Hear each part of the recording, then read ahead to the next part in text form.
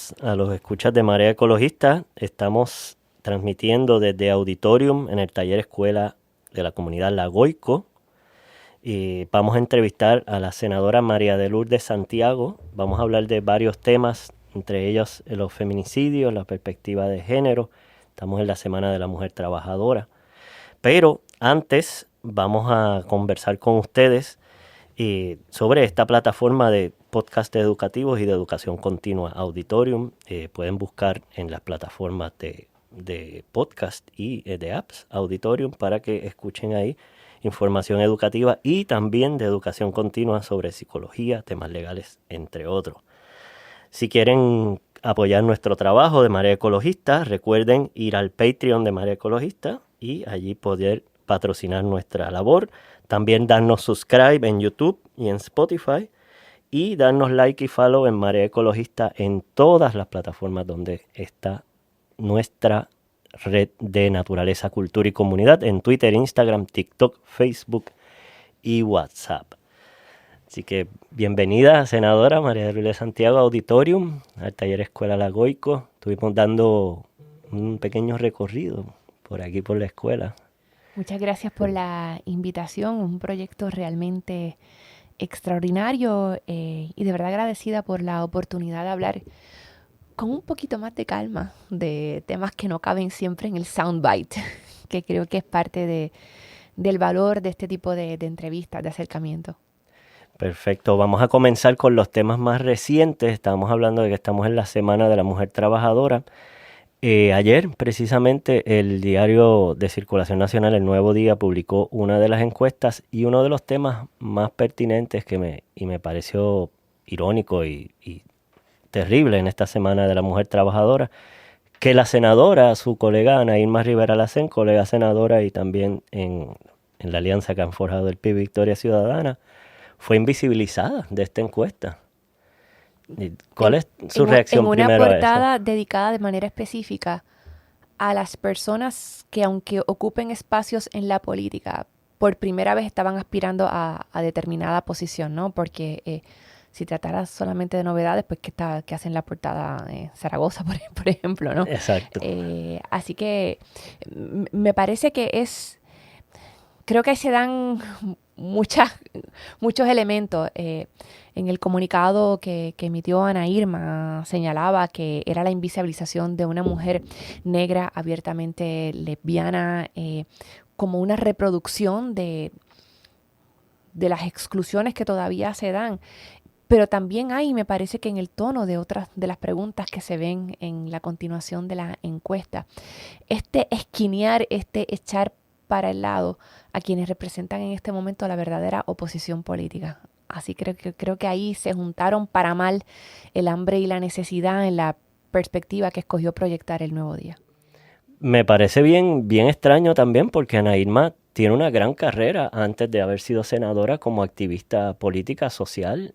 Fue presidenta del Colegio de Abogados. O sea, estamos hablando de una persona con una trayectoria Un largo reconocidísima. historial desde muy joven en el tema de la mujer, en el tema de la raza. Su voz ha sido muy importante en el Senado para llevar a primer plano esos asuntos. Y lo irónico, como tú dices, ¿verdad? Y que sea precisamente en el día de en la Semana de la Mujer Trabajadora, donde se repiten tantos clichés y tantas frases gastadas, pero las cosas que realmente tienen que atenderse siguen pasando debajo del radar. Y en términos, vamos también a hablar un poco del tema de los feminicidios. Ha estado muy en el tema esta semana. La cantante Ile, por ejemplo, hizo un video. Las compañeras de la colectiva feminista están convocando a unas manifestaciones y otros colectivos feministas el viernes. Eh, Se percibe mucha frustración en términos de los colectivas y los colectivos. ¿Cómo ves ese panorama ahora?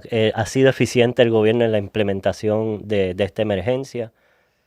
En su momento me pareció que fue un paso de avance que se decretara el estado de emergencia, porque creo que constituyó una primicia que el gobierno aceptara ponerle nombre al problema, que sigue ¿Una emergencia? siendo y violencia de género, porque todavía en el Senado y en la Cámara hay que manejar gente que insiste en ocultar el tema del género y hablar, no, esto es un problema general de valores, no, esto es un problema general de violencia. No, no lo es, no lo es. Es una forma muy particular de violencia, de alguna manera sustentada por la forma en que nos socializamos, por la forma en que el Estado ha respondido. Pero creo que esa primera impresión de satisfacción ante la declaración del estado de emergencia ha terminado haciéndose sal y agua, porque no logro identificar un elemento específico que uno pueda decir se ha transformado de una manera importante a raíz de la declaración del estado de emergencia. No ha pasado. Seguimos hablando de los mismos problemas que en algunas ocasiones ha habido alguna metamorfosis. Te voy a dar un ejemplo. Cuando surgió el reclamo, ¿verdad? En aquel episodio muy, muy terrible en el tribunal de una mujer que llega sola a la regla 6, no tiene asesoramiento jurídico, no hay fiscal. La reacción legislativa fue, pues tiene que haber un fiscal. Tiene que haber un fiscal en toda la... Pero si no hay suficientes fiscales, entonces no avanzamos. Y lo que podía ser quizás un remedio más amplio y más accesible, que era la preparación inmediata de un auténtico ejército de intercesoras que suplieran esa tarea. Los fiscales no suelen estar en muchas vistas de regla 6, ¿verdad? No es que se trate de una excepción que se hacía para los temas de ley 54.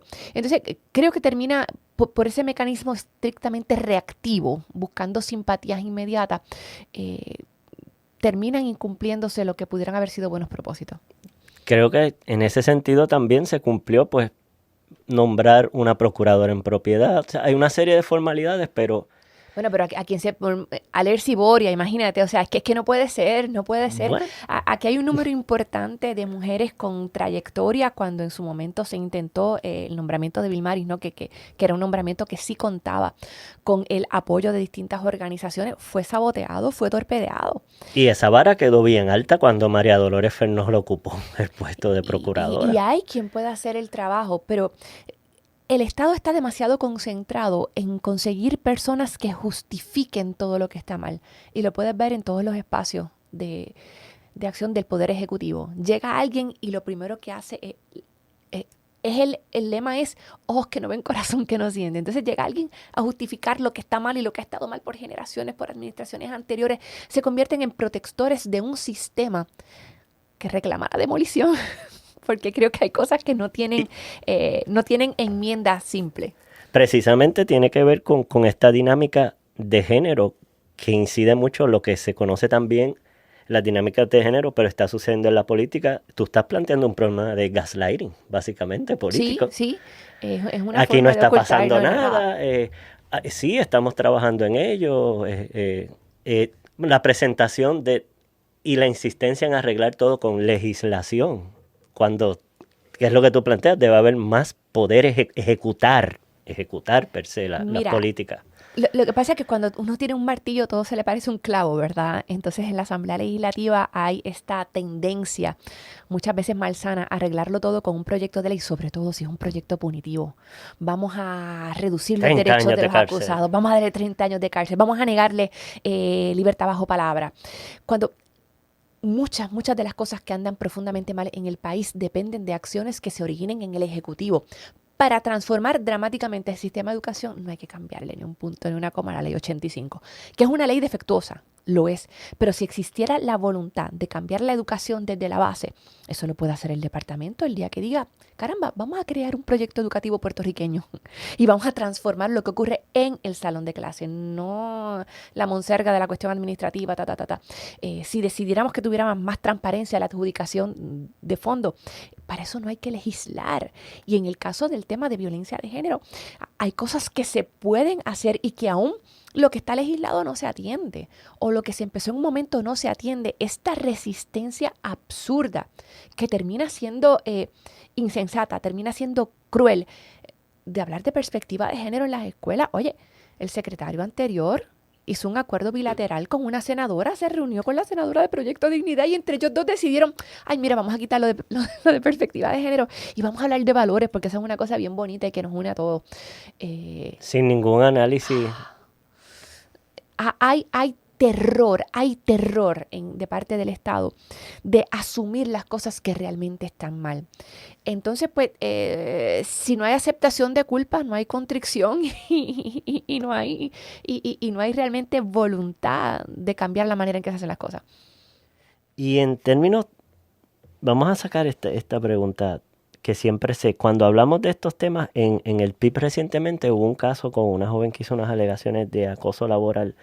Y la pregunta que muchas personas, ¿el PIB quedó con autoridad moral para hablar de estos temas después de ese incidente, La senador? razón era tan evidente que hasta la dio la procuradora de la mujer, que no es exactamente una fanática del partido independentista, ¿no? Y que se fue en un media tour y nada, lo que ocurrió en aquel momento.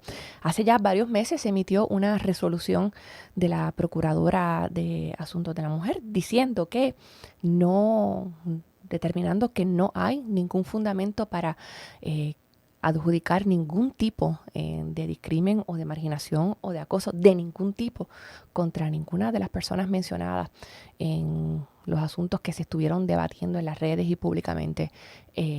Así que ya ese asunto fue superado de nuevo, no solamente que lo diga el Partido Independentista, que la Procuradora ha terminado dando la razón al proceso que se siguió con esa determinación que exime al Partido Independentista de cualquier imputación de acoso de cualquier manera.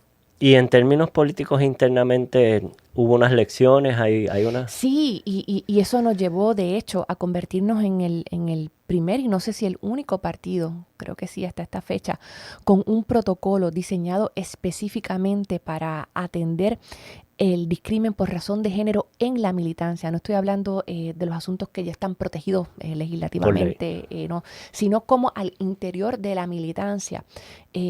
Atendemos lo que pueden ser temas de marginación, temas de invisibilización, y eso dio paso a una jornada muy fructífera de visitas a distintos comités de la isla, donde no solamente hablamos del tema de la mujer, el tema de las comunidades LGBT, y creo que fue bien importante y me sorprendió. Yo creo que aquí hay una tendencia en general a dar por perdidas a ciertas generaciones, ¿no? Como que a esas personas ya no hay nada que hacer, ¿no? Militantes de mucho tiempo, ¿no? Personas adultas mayores, con muchísima receptividad y muchísima curiosidad y muchísima empatía. Así que fue un proceso importante, un instrumento trabajado con muchísimo cuidado, tomando como fundamento fuentes muy diversas. La OEA, que no es la referente adecuada para muchísimos asuntos, pero que ha hecho un trabajo importante Sí, en el muy tema bueno. de violencia política, las experiencias de otros países, pero realmente novedoso porque muchas de las instancias que vemos que se han atendido, por ejemplo, en América Latina, se refieren a casos en que las mujeres son verbalmente agredidas o físicamente agredidas o que se les impide su derecho al voto o a juramentar una vez electas o a llegar a la papeleta.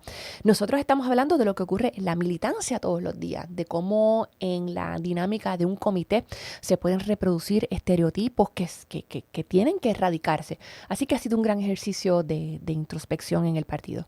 Y hablando de perspectiva de género, importante porque casi todos estos partidos, y aunque tuvieron participación mujeres, fueron fundados y forjados por varones con una ideología patriarcal, ¿verdad? Entonces, a través del tiempo, me parece interesante esa observación que hace porque tal vez de esa militancia independentista más viejita, por decirlo de alguna manera, también se identifican con que en algún momento fueron ninguneados, marginados, perseguidos. Y hay cierta solidaridad en términos de la población LGBTQ. O sea, hay tangencias, ¿no? Yo creo que hay algo de eso, ¿verdad? Nuestra experiencia como colectivo ha sido una experiencia de marginación y de discrimen. Y sí, yo creo que la gente, sobre todo los que vivieron los peores tiempos, ¿verdad? Todavía tenemos militando gente que vivió la persecución de los 60 y de los 70. Yo no digo que no se dé ahora, pero ahora todo es mucho más Muy solapado, todo es sutil. mucho, muy sutil, ¿verdad? Cuando literalmente eras señalada porque tenías una bandera de Puerto Rico en la casa. Eso yo creo que sí No le des que trabajo no porque es le des independentista. trabajo, el tema de las carpetas, ¿verdad? Yo creo que sí genera en la gente una disposición a entender otras comunidades. Y por eso creo que ha sido un ejercicio importante. Me parece, sobre todo, hablar de temas de las comunidades LGBT y ponerle nombre. porque tenemos militancia, tenemos una organización al interior, tenemos un grupo, un colectivo LGBT y tenemos medidas legislativas y tenemos iniciativas que nos han valido ataques de muchísimos sitios. Desde que mi primer cuatrenio, por ejemplo, y que yo era la única voz en contra de la resolución concurrente 99 que aspiraba a llevar a rango constitucional el matrimonio entre hombre y mujer, la única voz que se levantó en contra de esa manifestación legislativa de la homofobia fui yo. Y tuve que pagar un precio político muy alto, ¿no? Había templos de distintas denominaciones en los que específicamente se pedía que no se me apoyara electoralmente por ese detalle. Por eso. Ese detalle. Interesante también que ha habido una dinámica porque mientras estaba la cultura de la persecución política y el carpeteo, el independentismo en cierta medida se protegía. Con lo que tú hablabas ahorita, era una comunidad que se conocían, las personas se protegían y había ese sentido de autoprotección. Comienza a haber una militancia nueva en unos contextos diferentes, unos intereses distintos. Y también hay unos integrantes de esa nueva militancia que cuestionan procederes, ¿verdad? De lo que hablábamos ahorita de esa cultura para tirar cara en la que se fundaron los partidos. Entonces es interesante porque es una dinámica a la vez de abrirse, de suspender esa cultura de cerrazón, pero a la misma vez utilizar esa experiencia que se tiene de proteger un colectivo, ¿verdad? Y de ser sensible a planteamientos de marginación y aplicarlos a un contexto presente. Y también una lección también para todos y todas, pero creo que sobre todo un proceso de aprendizaje para la gente más joven, de cómo la manipulación de ciertos asuntos puede tener un efecto político de larga duración. A nadie le importa que la procuradora eventualmente haya determinado que no hay causa para imputarle al PIB ningún tipo de acoso. Eso no hace noticia. Eso se queda enterrado. Así que ha sido un proceso importante y un poco en línea con lo que tú señalas. Hay otras cosas que los partidos políticos nos tenemos que preguntar en 2024, de cara a lo que viene, con todo lo que ha atravesado nuestro país, pero también en el contexto planetario, sobre las nuevas formas de organización política. ¿Qué representa para la gente más joven ser militante de un partido? ¿Cómo se reclaman esos espacios de participación? ¿Cómo se atiende el tema de la jerarquía, de la reglamentación? Son temas para los que yo no creo que haya una respuesta todavía muy clara. Un silver bullet. Pero sí hay, ¿verdad? Porque lo que tú señalas es que algunas personas entonces entran a la militancia porque el PIB tiene aceptación a la militancia de la comunidad LGTBQ, a los temas feministas, a los temas ecologistas, y no necesariamente es porque me identifico, aunque también lo puede haber, con el asunto de la independencia de Puerto Rico o la independencia para también fortalecer estos objetivos sociales. No era eso lo que quería decir. Yo creo que el que entra a militar en el Partido Independentista está convencido de que el trabajo político principal es cómo hacer que nosotras y nosotros mandemos en nuestra propia tierra. Pero que hay otra forma, yo creo que la organización convencional de las reuniones de comité. Hay muchas formas de ser independentista. Hay muchas formas de ser independentista.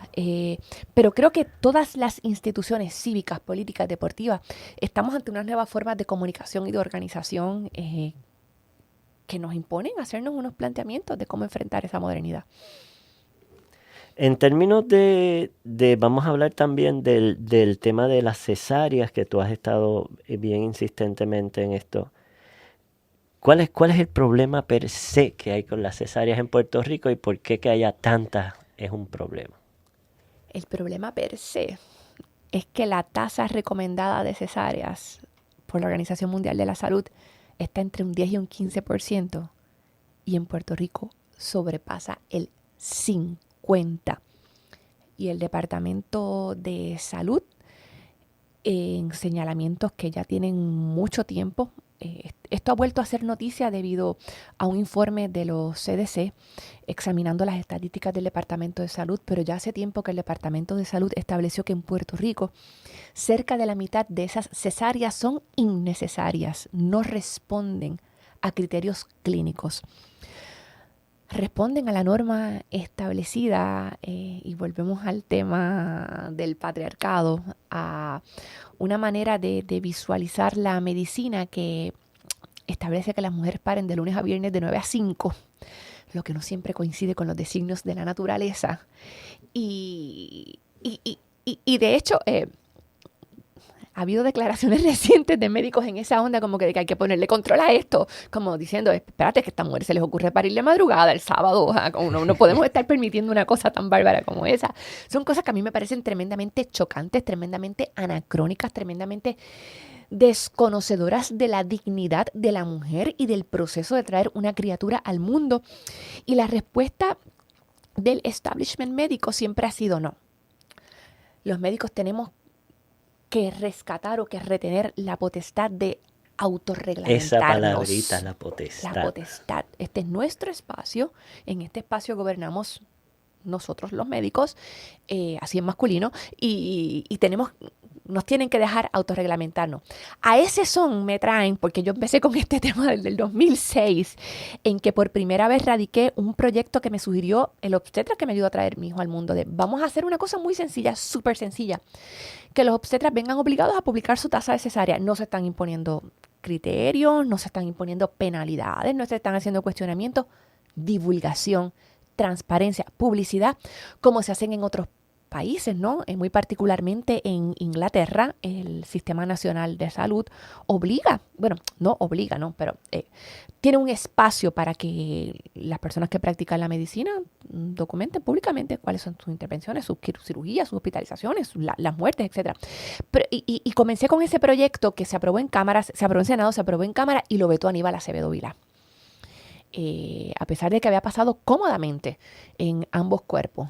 Así que el responsable de que no tengamos legislación en ese sentido, el responsable de manera muy específica, es Aníbal Acevedo Vilá, que determinó proteger a los médicos por encima del interés de la transparencia y del derecho de las mujeres. Me parece que es curioso que tú señalas médicos y haces un énfasis en que son varones, porque precisamente hay unas médicas, doctoras médicas que tienen otra perspectiva sobre la natalidad y sobre también el derecho a la terminación del aborto.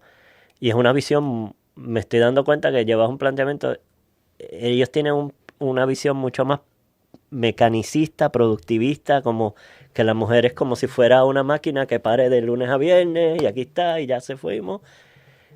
Mientras que acá, pues, hay muchas consideraciones. Y digo, hay mujeres también, ¿no? Dentro de las mujeres también pueden tener actitudes machistas y patriarcales e impositivas. Y hay doctoras que han hecho declaraciones muy desafortunadas en este tema de las cesáreas, donde hay algo que creo importante subrayar, porque en ese informe que publican los CDC, uno de los datos más preocupantes, hay ciertos municipios, por ejemplo, en Bayamón, la tasa de cesárea está por encima del 60, casi 70%.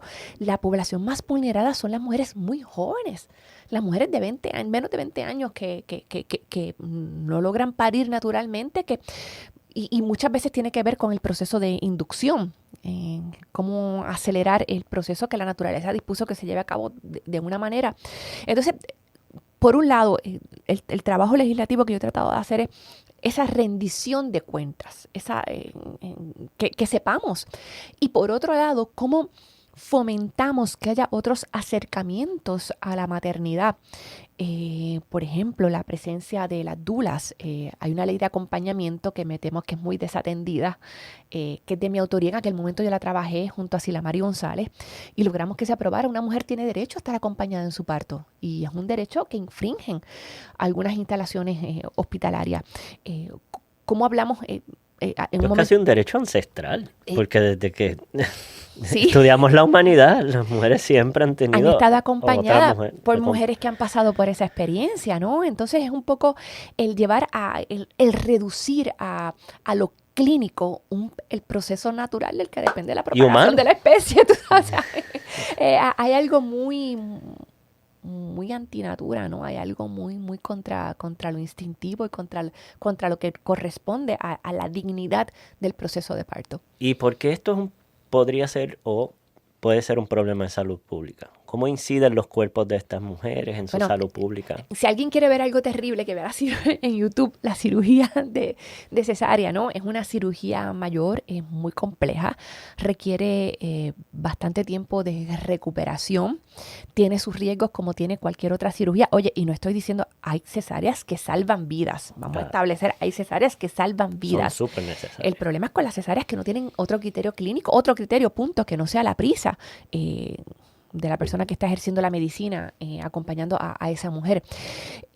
Pueden dilatar o pueden hacer casi imposible el proceso de apego, el proceso de lactancia. Después de la cirugía, naturalmente, la parturienta va a necesitar antibióticos o va a necesitar analgésicos que sean un obstáculo en el proceso de la lactancia. Que a su vez tiene muchísimas otras repercusiones que han sido súper documentadas, que es otro tema que hemos trabajado desde el PIB, la ley de lactancia que existe actualmente, nació en la oficina del entonces representante Víctor García San Inocencio, y sobre eso tenemos unas historias del cabildeo, de las cosas horribles que se vieron para lograr que se aprobara esa medida. Entonces, estamos hablando de que, y es una imagen quizás que a alguna gente le puede resultar chocante, pero él ha usado mucho. Si fueran próstatas las que se estuvieran interviniendo quirúrgicamente de manera arbitraria para ahorrarle tiempo o recursos a un hospital o a un médico, la historia sería otra. Pero como son úteros, parece que es algo que se puede justificar. Y me consta que ha habido esfuerzos de otros espacios en los que se promueven otras formas de parto, buscando ese acercamiento a la comunidad médica para convivir en paz. Puede existir la visión clínica de manera conjunta con una visión más humana del parto, y en otras jurisdicciones hay experiencias con lo que se llaman los birthing centers, ¿no? Los centros de natalidad. En Puerto Rico tuvimos un gran programa de enfermeras parteras que operó en el Federico Trilla en conjunto con el programa de Madres y Niños del recinto de Ciencias Médicas. En ese espacio del programa de enfermeras parteras, la tasa de cesáreas era de un 10%. Utilizando criterios, vamos también a ¿verdad? Embarazos que no son de alto riesgo, que se tienen que considerar de una manera separada, los embarazos múltiples o mujeres con condiciones de salud o a partir de cierta edad, pero en partos que no eran de alto riesgo tenían una tasa del 10%, y era además un espacio de aprendizaje, era una escuela a la que venían. Yo llegué a ver allí enfermeras de África, enfermeras de distintas partes de América Latina, y fue un proyecto que por razones que no tengo claras fue desapareciendo, y en un momento en el que vemos el colapso del sistema de salud, el cierre de salas de parto, el último fue el Hospital de Damas en Ponce, tenemos que preguntarnos cómo vamos a atender el tema de las maternidades. ¿Y cómo incide también, si ustedes lo estudiaron, senadora María de Lourdes, en el proceso de acompañamiento, si una mujer entonces se está recuperando de una cirugía mayor, no tuvo un parto natural, cómo incide también cuando ese momento de acompañamiento con el padre, con su pareja, que están, entonces la mujer casi está enfocadísima en su recuperación? En un proceso que puede ser muy difícil, que para algunas mujeres puede implicar una recuperación muy larga, que deja cicatrices físicas, que tiene psicológica y que tiene, debido a la política o a la práctica generalizada, después de una primera cesárea va a ser casi obligado que los partos subsecuentes o los nacimientos subsiguientes sean también por cesárea, ¿verdad? Son pocos los obstetras, quizás ninguno en Puerto Rico, que acepta lo que se conoce por el término de VBAC, parto vaginal después de una cesárea. Así que esa primera cesárea... Ese fue el caso de mi hijo, de mi segundo hijo. Sí, aunque sea un... No los de plano, pero... No. Y por eso es la invitación a considerar. En Puerto Rico hay una comunidad, por ejemplo, de parteras muy limitada, en la medida en que no es una profesión reconocida, no hay un estatus jurídico que las proteja, pues los planes tampoco cubren el servicio, lo que las pone fuera del alcance de mujeres, de familias que sí quisieran recurrir a la experiencia de un parto fuera del hospital, un parto con la compañía de una partera. Entonces son cosas de las que tenemos que hablar, sobre todo porque yo veo los reclamos de que las mujeres jóvenes no quieren parir, el tema de la inversión de la pirámide poblacional, de las implicaciones que eso tiene a largo plazo en el país. Pues vamos a empezar a ver qué cosas hacen tan atropellado el proceso de nacimiento y de crianza en el país. Vamos a tratar ahora un poquito de los temas ambientales. Recientemente hizo una denuncia, creo que fue antes de ayer en el hemiciclo, sobre el subsidio que se le dio a la carbonera, a AES, de más de $100 millones. Esto parece cuando todo el mundo está hablando de abandonar los combustibles fósiles y el carbón sobre todo, que es el enemigo número uno de la salud respiratoria, pues el gobierno de Puerto Rico ha rescatado. El mega rescate, este no es el salvavidas, o sea, esta es la flota le tiraron la flota de salvamento a una empresa que tiene que dejar de operar como ha operado hasta ahora en el 2027. Ya eso está dispuesto por ley. O sea, se van a invertir decenas de millones de dólares en un trabajo que va a desaparecer, o sea, en algo que tiene ya fecha de caducidad. Y que vamos a poner también los puntos sobre las IES. La pobrecita AES, bendito, que hay que rescatarla. Pobrecita. Que el rescate lo vamos a pagar tú y yo y toda la gente que nos está escuchando, ¿verdad? Porque eso va a salir de la factura. Eso ha quedado súper claro. Y yo recuerdo haber escuchado con estos oídos que serán cremados a la secretaria de la Gobernación desmentirme. Decir, no, ella no tiene razón. Eso no lo va a pagar la gente. No, ¿qué va? Lo va a pagar Pierluisi. Lo vamos a pagar todos en la factura de la luz. A esa empresa... Esos subsidios que uno ve por ahí. Sí, eso de algún lado sale. A esa empresa actualmente se le pagan $300 millones al año. O sea, no es que están operando de la bondad de su corazón, ¿verdad? No es que dan un servicio público gratuito. $300 millones al año. Y llegaron a Puerto Rico con el compromiso, y bajo esas premisas fue que se dio el permiso para construir la planta que opera todavía en Guayama, con el compromiso de que esas cenizas nunca iban a ser depositadas en Puerto Rico. Entonces ahora dicen, es que como por culpa de los ambientalistas se aprobó la ley 40 que prohíbe el depósito en Puerto Rico, por culpa de esa gente, entre los cuales me encuentro yo orgullosamente. Y los compañeros de Peñuelas. Y esa gente bravísima de Peñuelas, que todo lo que rebota, todo lo que está mal en el país viene a rebotar a Peñuelas. Por eso es una comunidad con experiencia de lucha, ¿verdad? Porque les ha pasado de todo. Ahora no, es la culpa. Son los viequenses de nuestra isla. Sí, son los viequenses de la isla grande. Ahora es por culpa de ese reclamo de las comunidades, es que les recae este nuevo costo de tener que exportar la ceniza. No, era un costo que estaba previsto y que seguiría siendo parte del contrato si no fuera porque en el 2015 Alejandro García Padilla festinadamente, muchachos, no se apuren. Vamos, después que los expulsaron, ¿verdad? Porque eso es parte importante de la historia, comenzaron a depositar que haya un elemento también xenofóbico y racista, ¿no? Racista en la República Dominicana. Llevando sus cenizas en unas condiciones que ni vertedero ni nada, o sea, las depositaban en el mar, las depositaban en la costa, ahí a donde cayeran. Y los dominicanos dijeron, no. Aquí no, con tu basura te vas. Y entonces Alejandro García Padilla, ese fue el primer rescate, el de Alejandro García Padilla, el decirle, no se apuren muchachos, vamos a seguirlas regando en Puerto Rico, vamos a llevarlas a Macao, vamos a llevarlas a Peñuelas. Y de ahí es que sale esa lucha comunitaria que termina en la ley 40.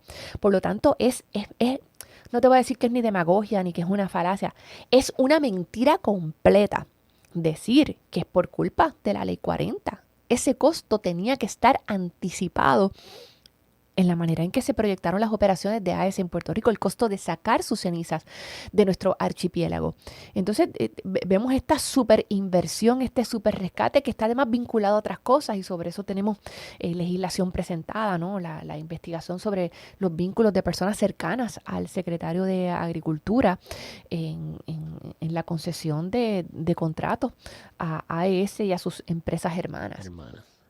Eso también está interesante porque en otros países el Estado a veces garantiza y hace estos rescates, pero le pone un gran asterisco a ese rescate y le dice, yo te voy a dar estos 150 millones, pero tú me vas a reducir tu producción de carbón en 30% en 5 años, quiero que transiciones a solar o te confisco el negocio. O sea, por ejemplo, pienso en cómo México ha recuperado sus vías férreas, su petróleo también, y lo ha hecho de esa manera. Bueno, este es el plan nacional. Te invitamos a que te integres.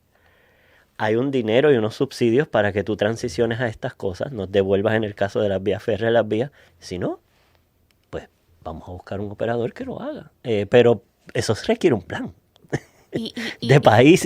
Y aquí ha ocurrido algo que aquí no lo hay. Muy perverso, ¿no? A través del discurso bonito de la energía renovable, es que comenzó a traerse por la cocina la privatización de la generación. Porque antes de Genera estuvo la concesión de esos contratos bajo la administración Fortuño en unas condiciones ahí nebulosas que además no respondían a ninguna lógica de planificación, porque ¿cuál ha sido el criterio para la otorgación de estos permisos para estas grandes fincas? Oye, Marco, ¿dónde tú tienes un par de cuerdas por ahí, unos cuantos millones? Es que la determinación no puede ser donde Marcos Pérez tenga la finca en la que pueda. No, ¿cuáles son las necesidades del país? ¿Cuál es la manera más sensata de engarzar esa producción, de unirla a el sistema de distribución y transmisión tal y como lo tenemos? Entonces ha sido el clásico de la carreta antes de los bueyes, y por eso ves cuando hablan que no pasa del tranche 1, bueno, pues no pasa de la etapa original, porque son proyectos en los cuales no hubo pensamiento, no hubo planificación, no hubo dirección, solamente el deseo de dar contrato. Dar contrato. Y es un papelón porque teniendo un departamento como el Departamento de Ingeniería Eléctrica, de Ingeniería de Diseño, de Programación, un recinto como Mayagüez, el profesor Agustín se ha quedado sin voz hablando de Ingrid Vila, el grupo de generación circular. O sea, ya no hace falta evidencia. Los estudios están ahí. Lo dijo el Departamento de Energía de los Estados Unidos. Puerto Rico puede generar su electricidad con sus techos. No toquemos la agricultura y cuando el conocimiento está. ¿Cómo es que la voluntad? El sentido común no es el más común de los sentidos. Pues evidentemente hay unos intereses que van por encima del bienestar del país. Y es esta manera de ir entregándolo todo, de a poquito, y de ir desamparando la idea de que como colectivo, como nación, podemos hacer cosas, porque detrás de todo está el descrédito a la gestión gubernamental, que no es el descrédito a una persona u a otra, es el descrédito a la tarea, a la responsabilidad de todos y todas en un país, que los recursos que recogemos, ¿verdad? Ese gran pote que es nuestras contribuciones, lo que se paga a través de distintas maneras de impuestos, de aportaciones al Estado, que todo eso se ha utilizado de la manera más sabia, más justa, más prudente, más progresista. Entonces, acabamos con ese concepto. Eso viene por el lado sazonado con la política del echapalantismo, ¿verdad? De que aquí el que no quiere echar para adelante es porque no quiere, y si tú no tienes tu propia generación, pues te lo buscaste. Y el resultado... Ahí hay mucho colonialismo y mucha manipulación debajo, mucho gaslighting. Y yo creo que va a la par de muchas otras iniciativas. No sé si el concepto correcto sea recolonización o neocolonización, ¿verdad? Hay gente que lo está usando. Pero lo vemos en la energía, que es como la columna vertebral, ¿verdad? De lo que depende todo. Pero lo vemos también en las otras políticas contributivas que llevan al desplazamiento. Aquí mismo donde estamos, cerca de la Goico, ¿verdad? Esto es un acto de resistencia, esta escuela misma. Allá afuera, ¿verdad? Ahí está la gente del guacamole y la salsa. Oye, margaritas. El turismo está chévere, es importante, puede ser fundamental en el desarrollo, pero no se trata de turismo, se trata de desplazamiento, se trata de hacer inaccesible la posibilidad de tener un techo para la gente, se trata de la normalización de que un apartamento en San Juan pague $3,500 de alquiler. Eso como es del más, tamaño de este estudio. Eso es más de lo que se gana un montón es más, de esto gente. Es muy grande. La inmensa mayoría de la gente no puede alcanzar eso. Y todo es parte, ¿no? El desamparo de la educación pública, las charters, ¿verdad? Con todo su proyecto en el que se privilegian formas de educación que están vedadas a la educación pública. No hay salones. El departamento no quiere salones de 15 estudiantes o menos, pero la charter los puede tener. El departamento no quiere, porque los recursos los tiene, adecentar las escuelas, pero las charter tienen como pintar y ponerlo todo bonito. es un... No te digo que es que haya habido gente en un sótano que como que planificándolo todo, Claro. como en la película. Pero tampoco es coincidencia, ¿no? Tampoco es Es el espontáneo. desenlace de todas esas políticas. Yo recuerdo, por ejemplo, en caso de mi familia, y yo creo que tú te identificas, creo que tu familia también. Yo tuve 2 tías maestras. Una de ellas era como mi abuelita también. Y ser maestro antes en Puerto Rico era, wow, era como un súper prestigio. Él es el sobrino de la maestra, él es el sobrino del director de la escuela tercer, que también... y eso acarreaba porque, y uno oía estas historias, en el caso de mi tía, que entró a la escuela porque mis abuelos vendieron una lechona. O sea, eran unas personas campesinas, algunos profesionales diestros, pero con unas necesidades brutales económicas, y que ese espacio que abrió la colonia, irónicamente, les permitió desarrollarse dentro de todas las contradicciones que hubo dentro de ese colonialismo brutal y la represión. Y a través de los años, yo tengo 50 años, yo no soy tan viejo, he visto cómo ese descrédito ha ido, y ahora los maestros son anatema para algunos propagandistas del neoliberalismo y de lo antipúblico. Y así ha pasado con otros renglones, hasta en los mismos recursos naturales que vamos a hablar ahora, con los vigilantes, cuando es unas personas con una preparación técnica específica y muy necesaria. Mi mamá fue maestra de la generación de lo que se llaman las maestras normales. Esa era Eh, mi tía abuela. a finales de los 50, principios de los 60, eran jóvenes que salían a dar clase con 2 años de universidad y luego terminaban en lo que se conocía como el proyecto extramuros, terminaban su bachillerato. Yo soy de Adjunta. Mi mamá comenzó dando clase en Utuado y las jóvenes maestras, jovencitas, Mi tía abuela 20 años, también, en Mamella, pues mami empezó en Puente en Blanco Puente Blanco. y salían a buscar su matrícula porque no era la norma Exactamente. que los papás y las mamás llevaran a los niños y niñas a la escuela. Entonces, esa generación, algún día se tiene que escribir yo insisto esto en donde quieras, porque alguien tiene que escribir la historia de las maestras normales en Puerto Rico. Esa generación le enseñó a leer y a escribir a este país. Ese fue un esfuerzo público. Eso lo hizo el servicio público de la misma manera que fueron los trabajadores públicos a través de lo que entonces era la Autoridad de Fuentes Fluviales, las que electrificaron este país, que tenía un sistema privado que era ineficiente, porque no iba a llegar ni a Puente Blanco ni a Ni a Mamelle. Mamella. El que no sepa dónde está Mamelle, bueno, es lejos de Utuado, es lejos de A Adjunta, es lejos media de hora de Jayuya. Utuado.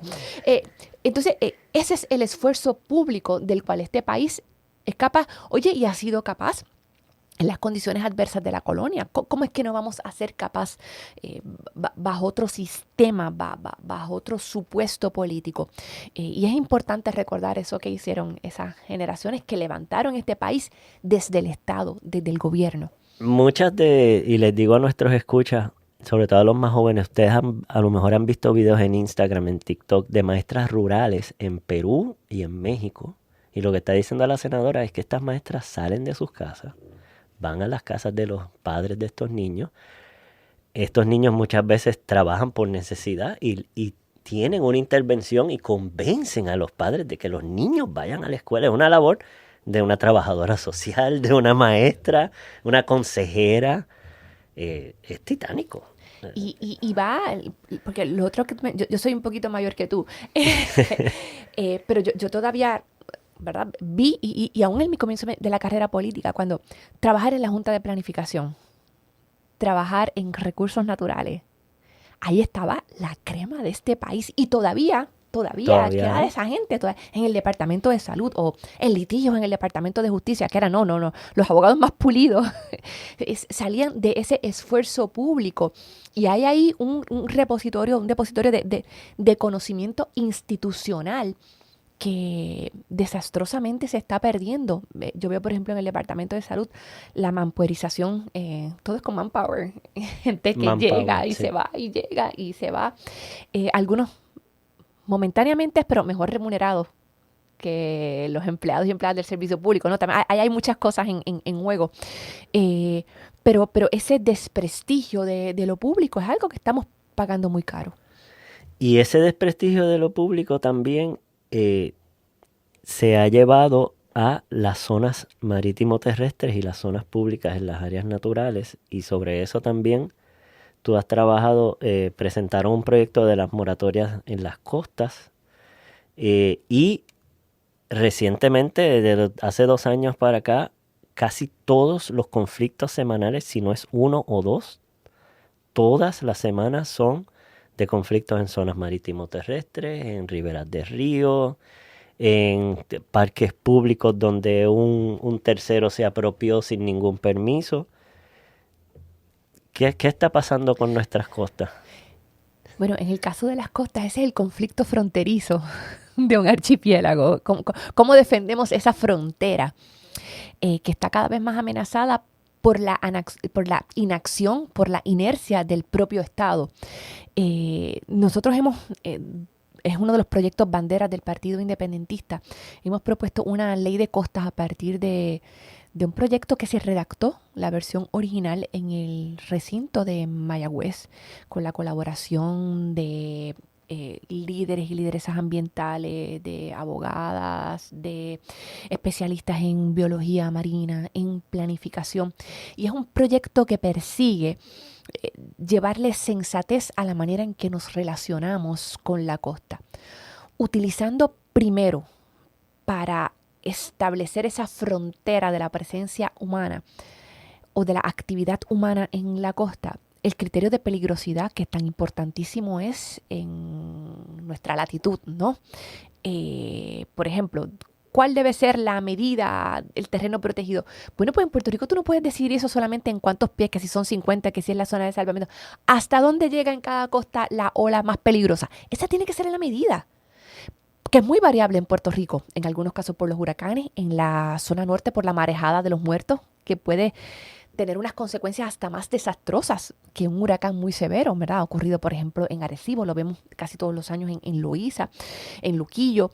Entonces, eso es lo que proponemos con el proyecto del Senado. Este año, este cuatrienio fue el proyecto del Senado 32, un nuevo ordenamiento para nuestra costa, donde establezcamos de forma absoluta que los espacios que ya han sido impactados, donde ya tenemos construcción, no es que los vamos a ir a expropiar todos, ¿verdad? Porque no podemos demoler Isla Verde y Condado, nadie está hablando de eso, pero que esos espacios, una vez sean gravemente perjudicados, no sean objeto de reconstrucciones que no tienen ningún sentido, aún desde la perspectiva del desarrollo económico, ¿verdad? Y es importante señalar que esa visión de las costas no es esta cosa romántica, ni bonita, ni de tree huggers, es que hay unos elementos de desarrollo económico, De seguridad. de seguridad, de protección de la propiedad y de la vida, que tienen que ser atendidos y que inexplicablemente, para darte un ejemplo, como, ok, podemos decir, es que la ley de costa quizás es difícil de digerir en este momento para alguna gente.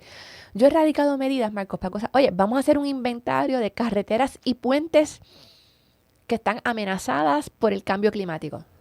No quiero. Como que deberíamos hacerlo, ¿verdad? Porque, claro. Ok, vamos, una palabra para Levitown. O sea, Levitown. No deberíamos como que repensar la Barrio Islote, Arecibo. Vamos a, pues, donde había unos problemas muy serios, donde las propuestas que se han manejado hasta ahora no son factibles. ¿Por qué no nos sentamos a pensar sobre eso? Vamos a hacer la listita. La respuesta legislativa, no. El Departamento de Recursos Naturales dice no. La Junta de Planificación dice no. ¿Pero qué les pasa a esta gente? Hay esa, como decíamos ahorita, lo de ojos que no ven. Hoy veía, en el momento que grabamos esto, la noticia, por ejemplo, quejándose de que los municipios no han hecho la lista de las propiedades que ya tienen que ser demolidas por efecto de la erosión costera. ¡No me diga! Pero es que las cosas no funcionan así. ¿Pero y cómo lo van a hacer? ¿Con qué recursos? Tiene que haber un esfuerzo centralizado, tiene que haber un esfuerzo con recursos, un esfuerzo documentado. No solamente de las estructuras que ya evidentemente tienen que ser demolidas. ¿Cuáles son los problemas más amplios de la erosión? ¿Y cómo es que el Estado, desde el propio Departamento de Recursos Naturales, mira, yo hago esta anécdota porque es como que de estas cosas que son de no creerse. Estamos en una vista sobre el tema costero y yo le planteo al representante de Recursos Naturales que qué vamos a hacer con toda esa línea de propiedades en Rincón, porque no es solamente Sol y Playa es lo que más noticia ha hecho, pero tú tienes ahí una línea en Córcega, deben ser 6 o 7 propiedades colapsadas en el suelo, en el mar. O sea, tú ves las varillas, tú ves... Y ese señor Y recordemos que todas estas propiedades, todo lo que había dentro de ellas está ahí. Todo los está ahí. tanques de gas, Todo, los desodorantes, los detergentes, los jabones. Es una cosa, entonces yo se lo pregunté primero en una interpelación al que era entonces Amachargo, entonces secretario, luego a otros representantes del departamento, y esa gente me ha dicho con la boca de comer que no saben de eso. Pero ¿cómo usted no va a saber de eso? Son unas casas bien grandes que se cayeron. ¿Cómo me va a decir que no sabe de eso? En Córcega hay estructuras que ya están completamente sepultadas en áreas donde la gente transita. O sea, estamos hablando de situaciones potencialmente muy peligrosas, pero que tampoco requieren la reinvención de la rueda para ser atendida. Y entonces veo la noticia esta de echándole la culpa a los alcaldes y hay un poco de sinsentido, ¿no? De cómo debemos empezar, ¿verdad? Dar 2 pasos atrás y ver cómo entendemos el problema completo de nuestras costas. Es un sinsentido porque, por ejemplo, evidencia además, estuvo el mapa de costas que hizo Miguel del Mar sobre denuncias en las zonas costeras y remociones de terreno. Recientemente, hace 2 semanas, se suma el informe a nivel de Estados Unidos, pero que incluye a Puerto Rico porque somos colonia, de Surfrider. La sentencia, la oración que dice el informe de Surfrider y que también advirtían las compañeras de Amigas del Mar y lo han repetido, pero parece, ¿verdad? Y es que este ojo que ven, corazón que no siente, sí, hay mucho auge de la industria turística, de la industria del visitante, pero si desaparecen esos recursos naturales, lo dijo Surfrider bien raro, se acabó la industria turística. Así es una sentencia. Entonces, parece el informe del estado de las costas, preparado por la doctora Maritza Barreto, que pide que se declaren como infraestructura crítica, es la frase que ella usa, los manglares, los arrecifes, las praderas de hierbas marinas. El Comité de Cambio Climático, que por disposición de ley prepara su informe. 103 recomendaciones y el gobernador dice, ay, la verdad es que no. Y aquí, mira, ya hemos mencionado aquí 4 instancias. No es que, volvemos y repetimos, no es que no haya evidencia científica, no es que no haya el conocimiento, no es que no haya la voluntad de la gente y las comunidades de hacerlo. Y eso es otra cosa, que muchas de estas cosas, sobre todo lo que hablábamos ahorita de las restauraciones ecológicas, se la han tirado a las comunidades encima. ¿Qué si esto fuera un esfuerzo concertado desde el Estado, potenciando aún más las comunidades a restaurar los ecosistemas, en vez de darle los $100 millones a ese, por ejemplo? Por ejemplo. En ese sentido también, ¿y qué implica? Explica un poco mejor qué implica esa moratoria costera. Abunda más en lo que tú decías, que... Ese es el proyecto, ese es otro proyecto. Ese es el proyecto no es que se va a dejar de 43. construir. No, bueno, el proyecto y de eso Senado 43 es otro. lo hablaba, por ejemplo, que los permisos se empezaron a dar de emergencia después de María para reconstruir estructuras que estaban tiradas en el agua. Bajo la versión que...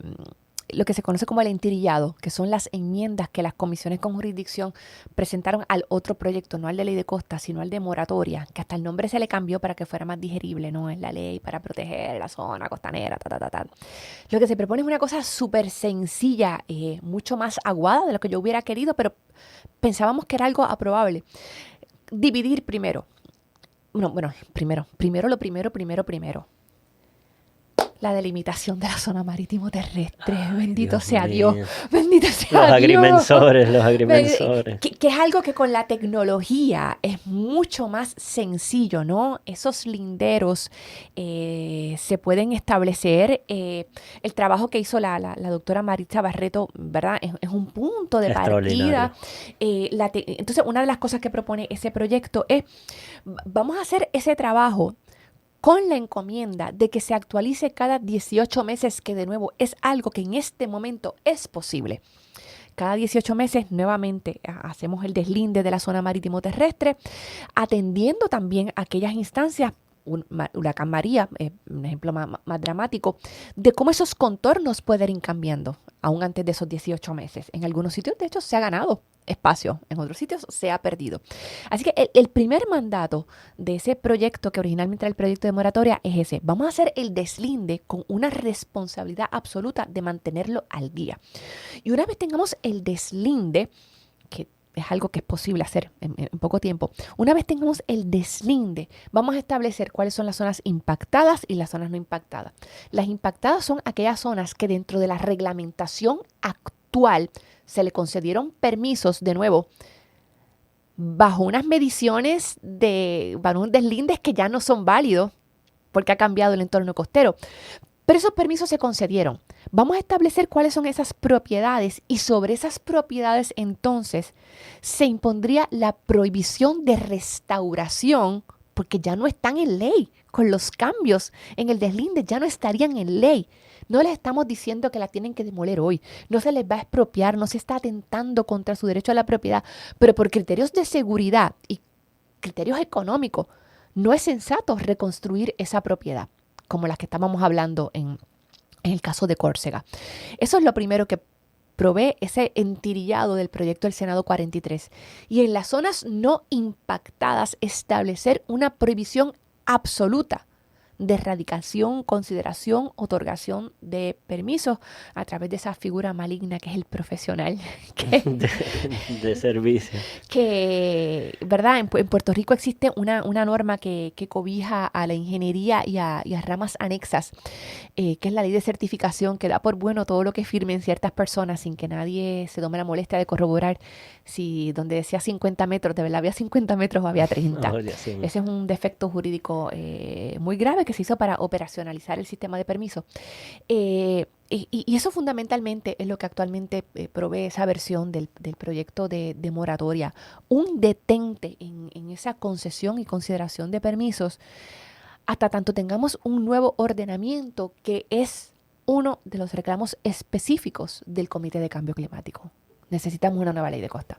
Y en ese sentido, el aspecto de seguridad, pero también hay unos aspectos económicos y financieros, porque si no están, lo que yo estoy aquí recogiendo, no están las reglas claras de cuáles son las zonas y los deslindes. Entonces ahí vienen los conflictos, después los seguros no quieren pagar, después las reclamaciones son más difíciles. O sea, hay todo, se disloca todo. Y hay unas realidades que políticamente son muy difíciles de asumir, pero aquí hay comunidades en las que se tiene que promover lo que se ha llamado el retiro organizado, ¿no? Aquí hay comunidades que no van a existir en 50 años. Y eso en este momento es posible predecirlo. Oye, para que la gente no lo vea como una cosa absurda y lejana, aquí en Isla Verde tenemos edificios que no pueden ser reconstruidos después de María. Punto. Y son de estos ejemplos de que tú tienes ahí la mole esa de cemento con la varilla expuesta. Ya está en el mar. O sea, hay comunidades que no van a existir. ¿Qué vamos a hacer con ese retiro planificado, con ese retiro organizado? Son preguntas difíciles que hay que empezar. No lo podemos dejar para cuando el agua se lleve todas las casas. Y son comunidades de distintas características. Son comunidades muy pobres y son comunidades muy ricas. Y ese temor a plantearse las preguntas nos está poniendo en esta situación de procrastinación, que no estoy segura si la palabra es correcta en español, pero de seguir postergando, de seguir dejando para cuando ya sea muy difícil encontrar respuesta.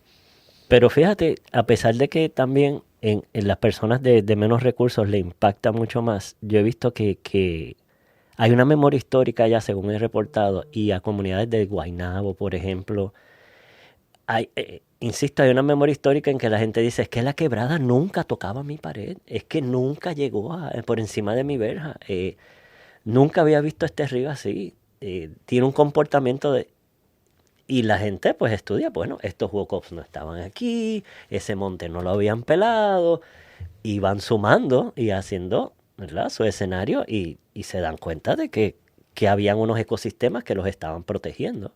Por ejemplo, en Fiona, las comunidades de Joyuda se quejaron de remociones de terreno, de construcciones de muelles, que entonces le quitó capacidad de absorción a la laguna y al Mangre, y las inundaciones le tocaron literalmente la puerta, cosa que no les pasó en María. Así que hay un 90 y pico %, según la encuesta de Yale y Meta, de que los puertorriqueños, las personas que residen en Puerto Rico, están bien preocupadas por el cambio. Eso quiere decir que la totalidad de la población lo sabe. Y hay otras manifestaciones de las cuales todavía no hablamos tanto. El tema de las costas, por los conflictos inmediatos que genera, está llegando a las noticias. Pero la menor capacidad para almacenar agua de nuestros embalses,